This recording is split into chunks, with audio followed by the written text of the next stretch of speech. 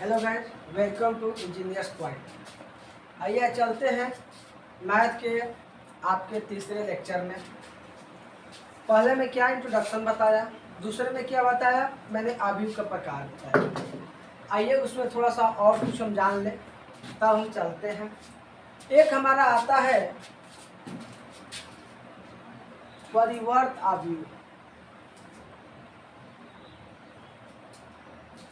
English में कहते हैं ट्रांसपोज मैट्रिक्स। देखिए परिवर्त आव्यूह किसे कहते हैं?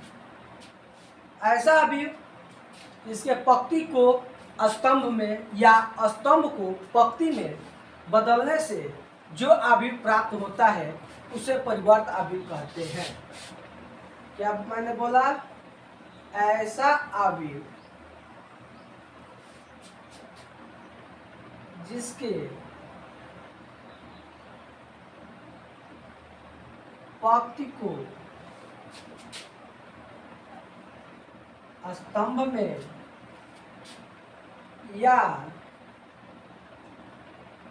स्तंभ को पंक्ति में बदलने से प्राप्त आव्यूह को परिवर्त आव्यूह कहते हैं। इसे a डैश या a के पावर t से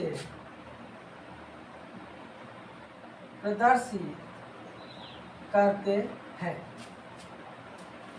जैसे देखिए कोई मेरा एक आव्यूह है 1 2 3 4 5 6 7 8 9। ये कौन सा क्रम है? 3 इंटू 3 का क्रम है। इसका निकालना है एक का परिवर्त आव्यूह, यानी एक डैश बराबर, मैंने क्या कहा, पंक्ति को स्तंभ बना दीजिए या स्तंभ को पंक्ति में बना दीजिए। आइए हम बनाते हैं। पहले पंक्ति को स्तंभ में, दूसरे पंक्ति को स्तंभ में और तीसरे पंक्ति को स्तंभ में। यही हमारा कौन सा आव्यूह प्राप्त हो गया? परिवर्त आव्यूह। आइए परिभाषा में अभी दो और परिभाषाएं हैं। एक है सममित आव्यूह और दूसरा है विसमित आव्यूह, सिमेट्री मैट्रिक्स और स्क्यू सिमेट्रिक मैट्रिक्स। देखिए सममित आव्यूह स्क्यू मैट्रिक्स किसे कहते हैं?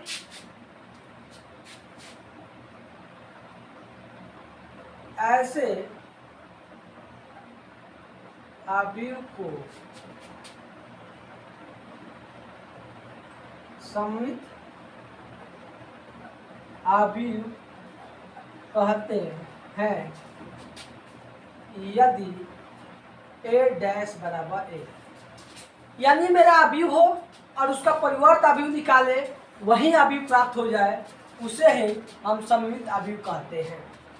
जैसे ले लीजिए 1 2 3 2 3 1 3 1 2।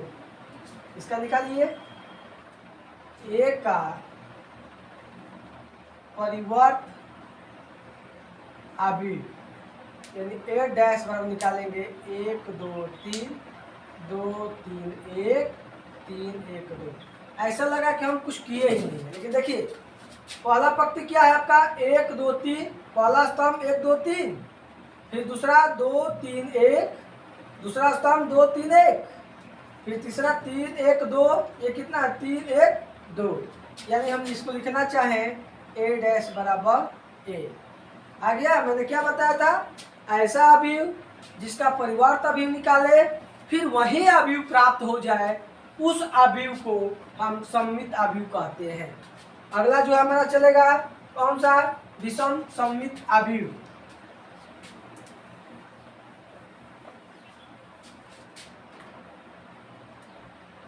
विषम सममित आव्यूह इसका इंग्लिश होता है स्क्रू सिमेट्रिक मैट्रिक्स। ऐसे अवयव को विषम सममित अवयव कहते हैं यदि a डैश बराबर a, यानी उसका परिवर्त अवयव निकाले और माइनस a के बराबर आ जाए, उसे ही हम विषम सममित अवयव कहते हैं। जैसे ले लीजिए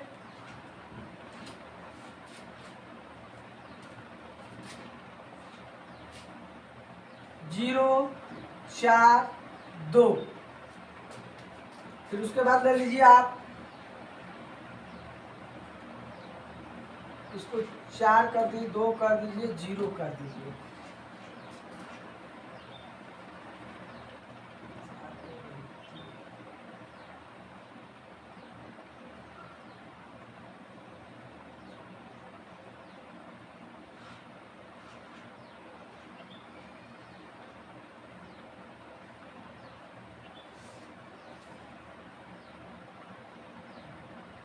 आइए एक मैंने अभी ले लिया, कौन सा 0, 4, 3, -4, 0, 2, -3, -2, 0। अब निकाल दीजिए a का परिवर्त अवयव a डैश बराबर कितना हो जाएगा 0, 4, 3। पहली पंक्ति को पहला स्तंभ, दूसरी पंक्ति को दूसरा स्तंभ, तीसरी पंक्ति को तीसरा स्तंभ, माइनस का मान ले लीजिए तो 0, 4, 3, 4, 0, 2, -3, 2, 0। देखिए फिर क्या हो गया, वही अभी प्राप्त हो गया a डैश बराबर -a। इसे ही हम क्या कहेंगे विषम सममित अवयव। हमने आज क्या बताया, 3 चीज बताया। पहला परिवर्त अवयव, ऐसा अवयव जिसके पंक्ति को स्तंभ में या स्तंभ को पंक्ति में बदलने से प्राप्त अवयव को परिवर्त अवयव कहते हैं। दूसरा मैंने क्या बताया, सममित अवयव, ऐसे अवयव को सममित अवयव कहेंगे a डैश बराबर है, यानी कि उस अवयव का परिवर्त अवयव निकाले वही अवयव प्राप्त हो जाए, उसे हम सममित अवयव कहते हैं। विषम सममित अवयव, ऐसे अवयव को विषम सममित अवयव कहते हैं यदि a डैश बराबर -a, यानी जो अवयव दिया होगा उसका हम परिवर्त निकालते हैं और -a के बराबर होता है, उसे हम विषम सममित अवयव कहते हैं। आइए अब चलते हैं हम अवयवों का गुणनफल।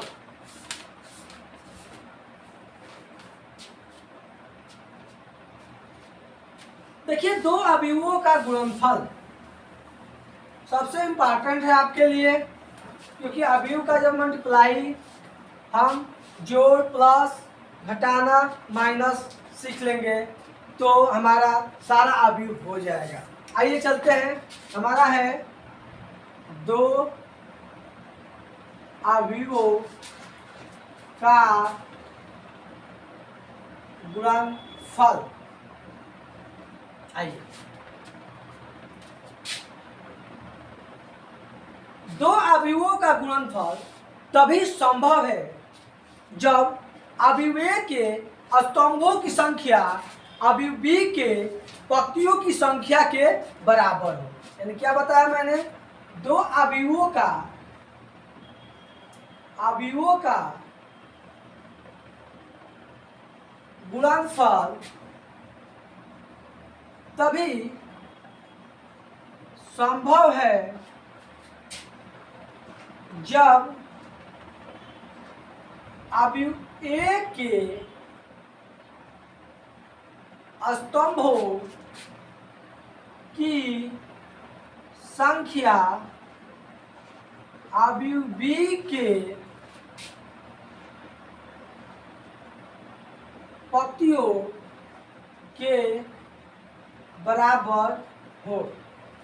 आइए हम एक मल्टीप्लाई बताते हैं आपको। मैंने क्या बताया, दो अवयवों का गुणन तभी संभव है जब अवयव A के स्तंभों की संख्या अवयव B के पंक्तियों की संख्या के बराबर हो। आइए हम देखिए एक अवयव लेते हैं, हम एक अवयव ले लेते हैं। A बराबर आपका है 2, 5, 7, 1, 0, 2, 3 1 4, और दूसरा अभी है हमारा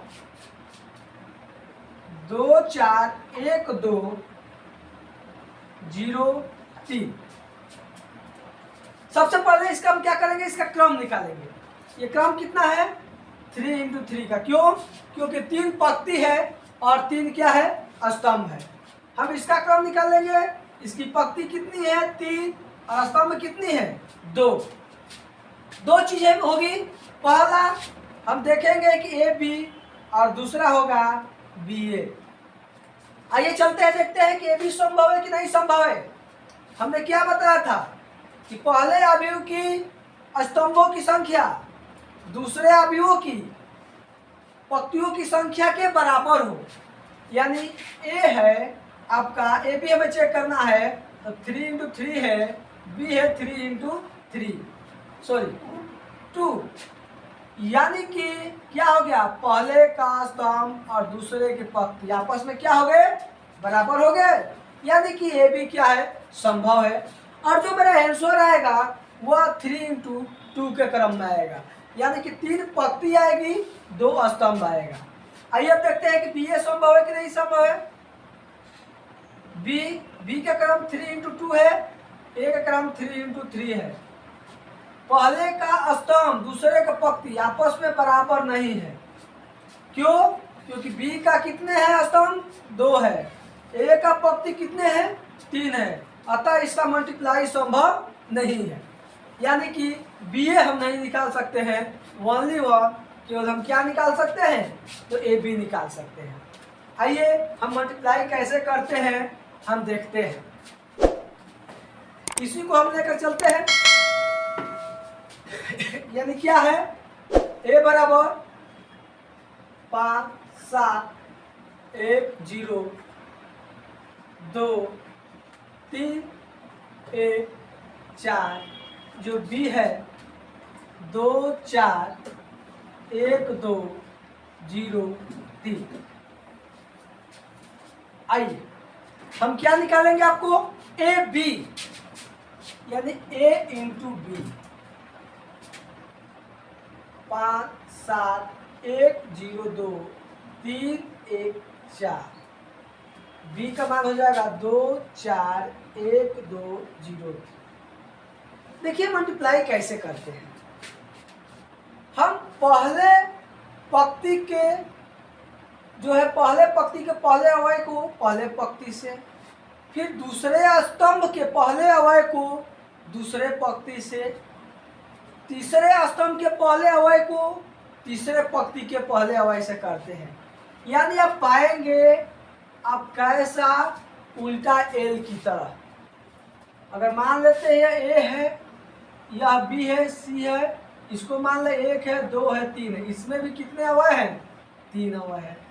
तो इधर का इसके साथ फिर प्लस, इसके साथ फिर प्लस, इसके साथ, ऐसे। यानी हमें पता चला गया सीढ़ी की तरह से अगर हम आगे बढ़ते जाते हैं, इसको नीचे उतरते जाते हैं।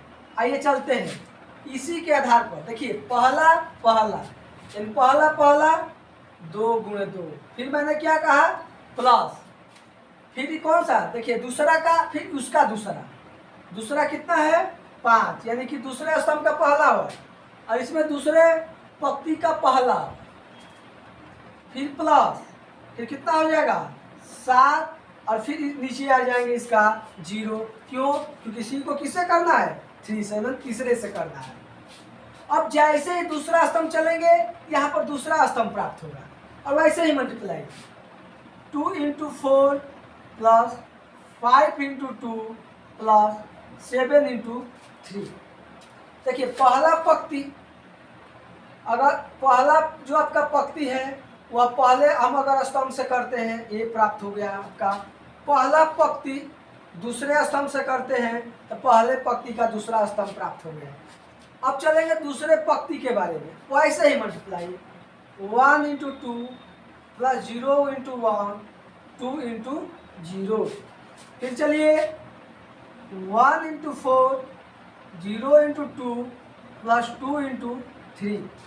इसमें भी क्या किए, दूसरे पंक्ति हम पहले स्तंभ से सारे कर लिए, फिर दूसरे पंक्ति के सारे अवयव को हम क्रमशः अनुसार दूसरे स्तंभ के अवयव से मल्टीप्लाई कर दिए। अब ऐसे ही तीसरे के लिए चलेंगे, करेंगे 3 into 2 plus 1 into 1 plus 4 into 0।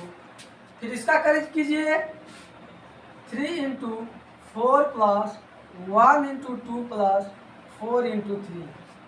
अब कर देंगे 4 होगा 5 0 8 10 21 2 0 0 4 0 6 6 1 0 12 2 12, यानी हमारा जो मिल गया वह 9 2 7।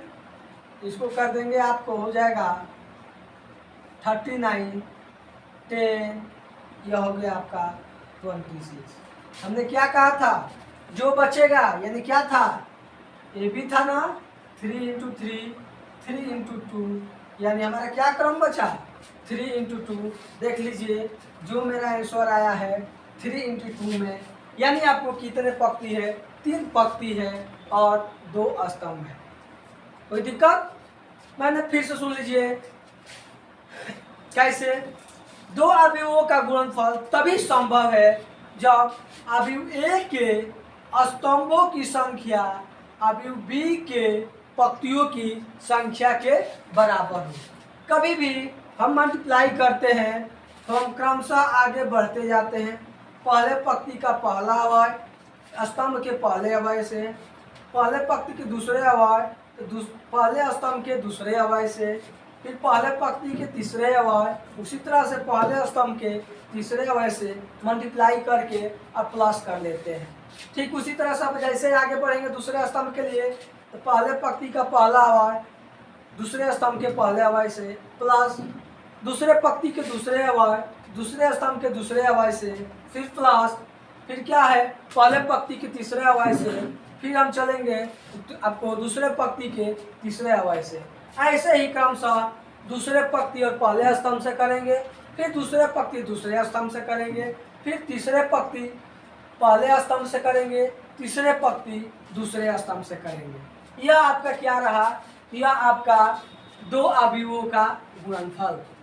अब चलते हैं 2 अवयवों का योगफल। देखिए 2 अवयवों का योगफल कैसे करते हैं। 2 अवयव मिलेंगे, 2 अवयवों का मेरा योगफल और घटाना, यानी कि जोड़ और घटाना। आइए हम कोई अवयव ए ले लेते हैं। हाँ, एक और बात खासियत है, किसी अवयव का हम जब प्लस या माइनस करेंगे तो दोनों अवयव का क्रम सेम होना चाहिए। अगर अवयव ए 3 इंटू 3 है तो बी भी आपका 3 इंटू 3 का ही होगा। अगर आपका अवयव 2 इंटू 3 का है, अवयव बी भी आपका 2 इंटू 3 का होगा। यानी कि आप ये पाएंगे कि जब हम जोड़ते हैं, प्लस करते हैं या घटाते हैं, माइनस करते हैं, तो उस अवस्था में हमारा जो अवयव का क्रम होता है समान होता है। आइए हम एक अवयव ले लेते हैं। यह मेरा अवयव है 5 7 3, पहला पंक्ति, दूसरा पंक्ति में आपका है 2 1 6, तीसरा है 1 4, आपका है 8। अवयव बी जो है आपका हो जाएगा, दिया है 2 0 1 8 12 3, उसके बाद दिया है 7 5 6। इसी अवयव को हम प्लस करते हैं और माइनस करते हैं। ए प्लस बी, यानी कि ए के सारे मान 5 7 3 2 1 6 1 4 8 प्लस 2 0 1 8 12 3 7 5 6। हमने क्या कहा, जैसे जिस क्रम में है जिस तरीके से उसको कीजिए। पहला पहले के साथ 5 प्लस 2 7 प्लस 0 3 + 1, 2 + 8, 1 + 12, 6 + 3, 1 + 7, 4 + 5, 8 + 6। देख लीजिए, जैसे जिस पद में है उस पद को ही हम पहला दूसरा दूसरा तीसरा तीसरा ऐसे ही कर लेते हैं। इसमें मल्टीप्लाई की तरह से अंतर नहीं होता है। जब जोड़ेंगे 7 7 4 10 13 9 8 9 14, ये आपका क्या हो गया? प्लस हो गया। आइए देखिए माइनस कैसे करते हैं, इसी को ले लेते हैं a माइनस बी माइनस, वैसे ही हूबहू है। जैसे क्या करना है, ए से बी में घटाना है, minus minus minus minus minus minus minus minus minus, यानी पाएंगे 3 7 3 -6 11 3 -5 -1 और 2। जैसे उसमें था क्या, प्रत्येक जिस क्रम में थे उस क्रम को हम कर रहे थे, इसी में प्रत्येक का क्रम जैसे रहेगा वैसे ही क्या कर देंगे, घटा देंगे। हम इस तरह से आपके जो है थ्योरी और ये खत्म हो गया। अब जो हम बुक पढ़ेंगे वह आपको थर्ड सेमेस्टर भारत भारती लुथरा से पढ़ेंगे। हम आपको पहला चैप्टर हम चालू करेंगे।